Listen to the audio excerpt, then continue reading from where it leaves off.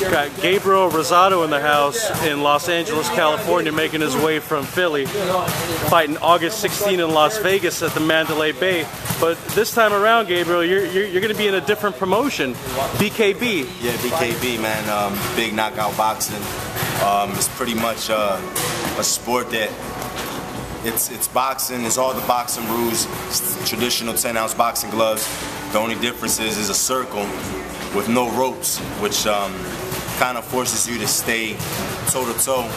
And then it's 7 rounds, 2-minute rounds, which makes a faster pace, which, you know, they're doing it to create a more action-packed fight. And I like it because it's something new. I felt like it's something fun to do. And I'm a fighter, man, so, you know, it's just another fight to me. And you're going to be fighting another fighter himself, Bryan Vera. Yeah, this is going to be a big fight in the sense of getting into a promotion that's up and coming and getting 2 big names like yourself. You're going to be the main event. It's on pay-per-view. Tell us, why did you end up making that decision as far as going into a different type of discipline? Well, you know, I think what it was, you know, when I first heard about it, it kind of threw me off a bit. But when I heard that, you know, it was possibly against a guy like Bryan Vera, you know, it got my attention because he's a name. You know, it wasn't like I was fighting, you know, anybody. You know, I was fighting a guy who's respected in the sport of boxing. So I think when you put guys like me and Bryan Vera in this type of environment, in this sport, you know, I think, you know, you're gonna have your critics, but at the same time, people still gonna want to see, you know. And I think it's a fight where it's 2 guys that kind of share the same story, you know, been robbed a few times, you know, blue collar guys that work hard, that earn our spot. We could have quit a long time ago, but you know, Bryan kept pushing, I kept pushing. I think the fans respect us, and that's why it makes it such a great fight. Now, both of you have long been very credible contenders. You've been on Showtime, you've been on HBO. The fans are very familiar with the types of fighters that you have. What are you looking to prove when you step in with Bryan Vera? You know, I think what it is I think it's something that the fans respect, because it's like, wow, you know, once again I'm fighting another name. You know, I don't duck nobody. It's a different style of fighting with the format of the ring and the minutes and all that. But it's boxing. At the end of the day, when the bell rings, you know, you getting hit in the mouth. You know, so it's boxing, right?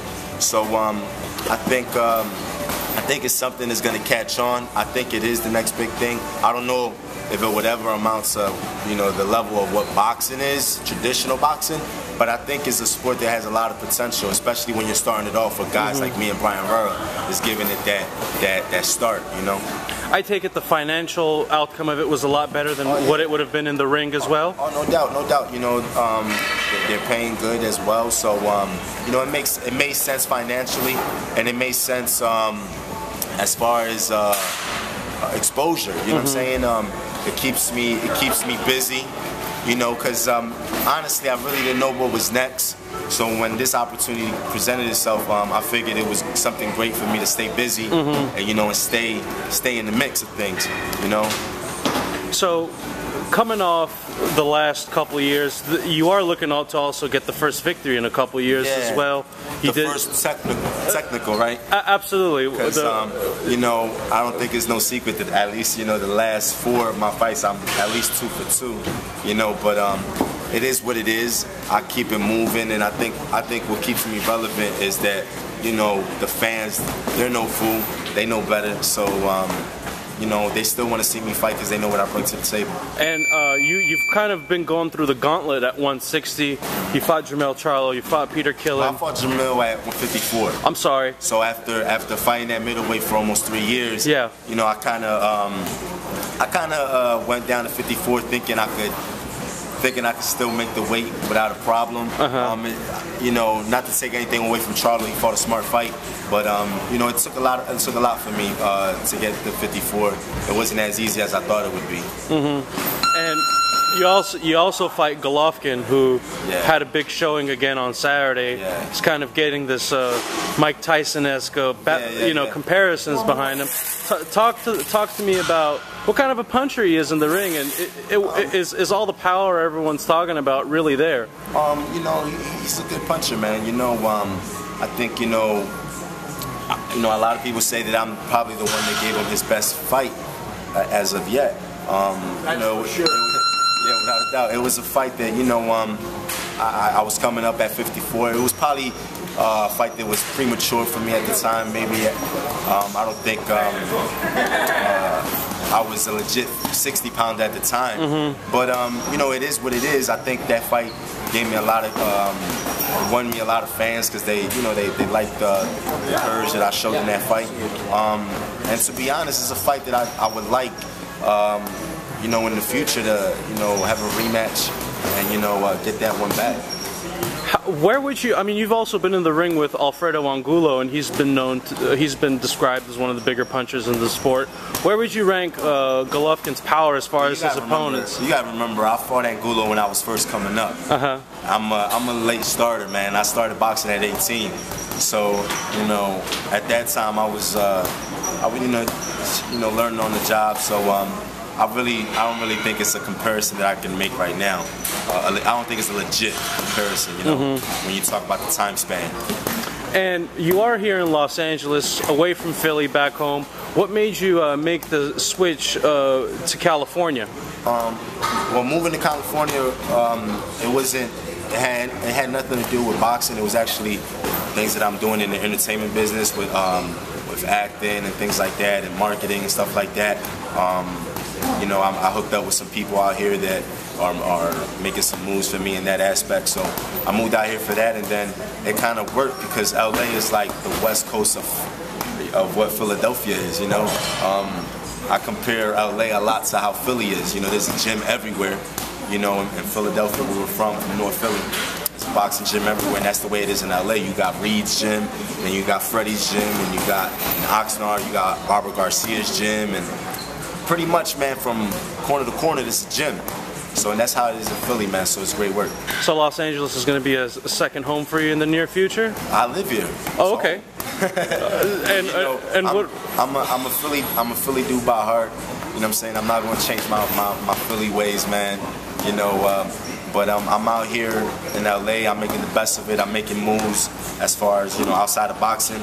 But at the same time, it's really working out for me real good with boxing as well, because I'm in Jesse Reed's gym. I'm working with my boy Greg Hackett, and Jesse Reed is giving me knowledge as well. So it's working out real good.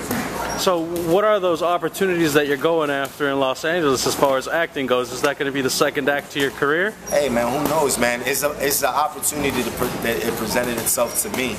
I was just fresh out of vacation, and I get these calls to have a meeting in LA. These people want to meet me. I'm like, what? I flew out here, and these people have some big plans for me, and I said, it is what it is. Something that I definitely want to try.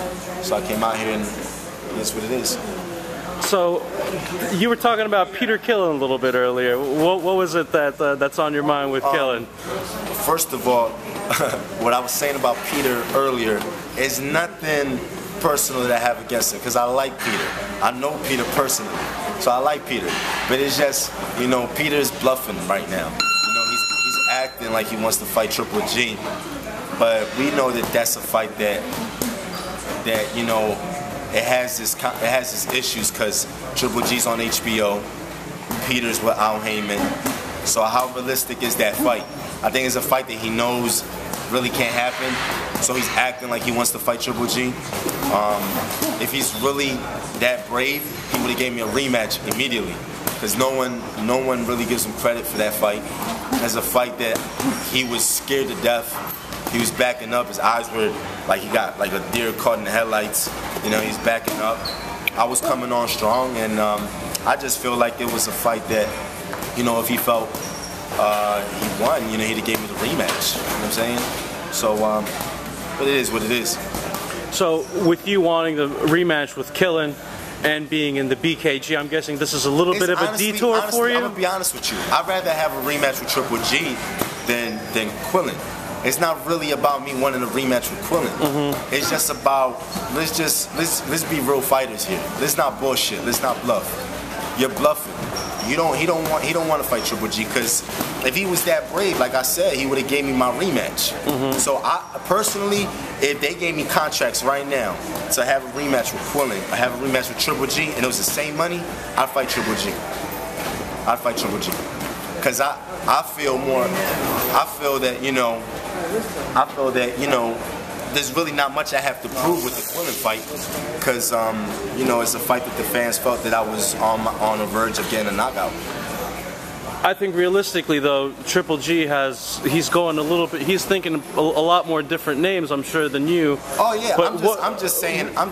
You know, I'm in a position right now in my career where I have to get myself to that point again. You know, I'm not saying that it's realistic for me to get a Triple G fight right now. I'm not saying that. You know, I know what it takes to put myself in that position again. You know, I have to beat Bryan Vera. You know, and then from there I have to beat another name. You know, I have to put myself in that position where the fans believe that I got a shot. You know what I'm saying? You know, so I know what it takes to put myself in that position again, and it's something that I'm hungry to do.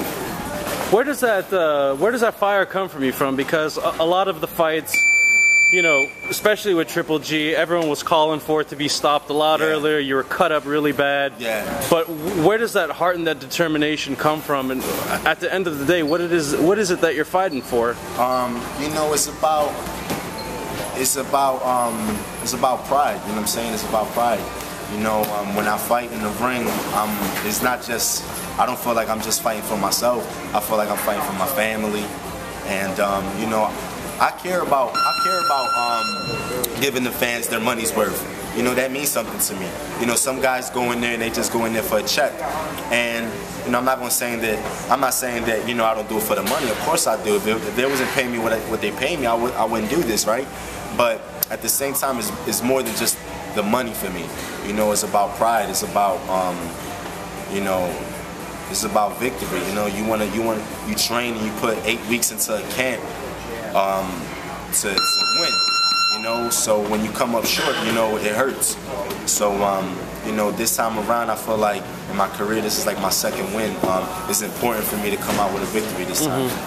And that pride in the family, I think it's represented on your body as well. You've gradually gotten more ink as the years have gone across. What do some of those tattoos mean for you? Well, I got my daughter's name, Bella. I have my daughter, then I have North Philly, where I'm from, with the boxing gloves. You know, I have Badlands. That's the part of North Philadelphia. It's called the Badlands. And you know, I believe in God. I have Jesus on the cross. You know, forgive me, Father. You know, tiger. That's my favorite animal. You know, I got a warrior on my chest. Then I got my heritage. She's a Taína Indian, which is Puerto Rican. La Familia, which means family. You know, I got my stepfather who passed away, so that's like his shades with the glare of the beach, Puerto Rico, R.I.P. Manny. So, you know, my tattoos, you know, they just mean a lot to me. And the Puerto Rican pride, going back to Bryan Vera, it's going to be Puerto Rico versus Mexico. Yeah. It is going to be pay-per-view, so why should fans go out there and actually buy the fight? Tell us why. It's funny that you say Puerto Rico versus Mexico, because I never even thought about that. I don't even look at this fight like that. To me, Latino is Latino.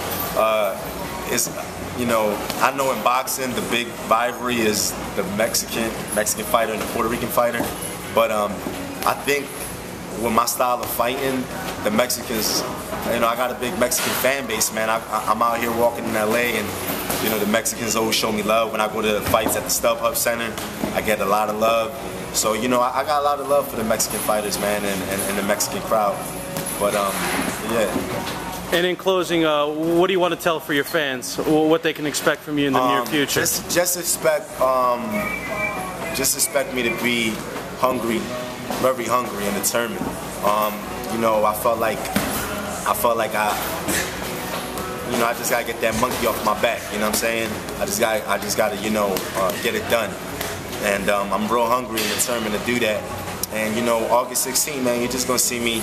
I'm gonna have fun, and you know, I'm gonna do whatever it takes to win.